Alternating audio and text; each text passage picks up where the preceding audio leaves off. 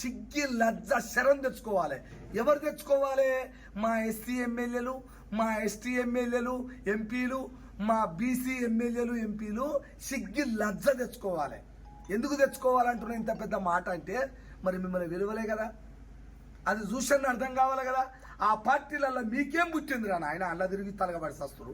ఒక్క ఎమ్మెల్యే అయినా, ఒక్క ఎంపీ అయినా రాజీనామా చేసి ఈ బీసీ రాజ్యం కోసం అని ఈ పిడికిలు బిగించి ఒక్క ఎమ్మెల్యే తిరిగి సచ్చిండా?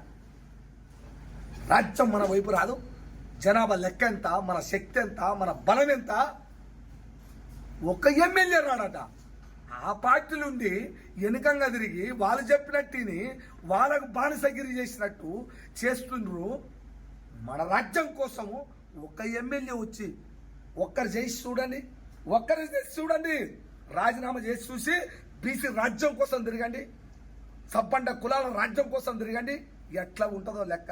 చెయ్యరట, దొంగలెంకంగా తిరుగుతారట ఆ పార్టీలల్లో.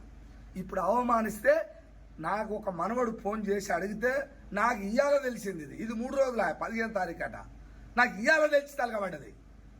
ఎందుకంటే జర నేను ముసలోనిగా, నాకు చదువు సంధ్య రాదు కదా, చూడలే కదా జర అట్లా వింటున్నా. అందుకనే ఏ పార్టీలో ఉన్న నా బీసీ ఎమ్మెల్యేలు, ఎంపీలు, నేను మీ తాతను కాబట్టి అట్టనే తిడతా అంటున్నా. మీకు సిగ్గు వచ్చిందాకా తిడతా నేను. మన రాజ్యం కోసం మీరు బయలుదేరితే ఇప్పుడున్న ఏ పార్టీలలో ఎమ్మెల్యేలకు ఉరుగా మీరు మన రాజ్యం కోసం తిరిగితే మీరు మన రాజ్యంలో పెద్ద పెద్ద మంత్రులు, ముఖ్యమంత్రులు, మీరు అనుకున్నది అవుతుంది, మీరు అనుకున్నది చేస్తారు. ఈ రాష్ట్రం ఎలా ఉండాలనేది మీరు చేస్తారు.